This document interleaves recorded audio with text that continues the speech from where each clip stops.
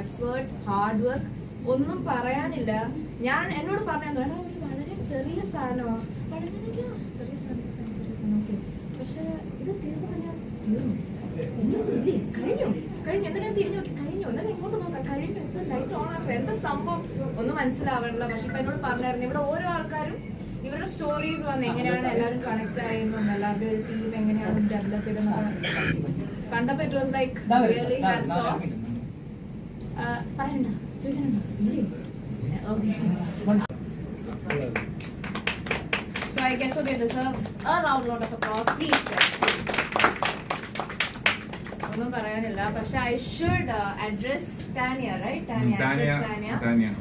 Her work was amazing. ഇവിടെ physically ആയിട്ട് ഇവിടെ present അല്ലെങ്കിലും her work is appreciated as well, so she also deserves. ഇനി എന്താ പരിപാടി? ചായ കുടിച്ച് പിരിയല്ലേ? So ഈ impact is ഇപ്പോഴും തലേ കാണും.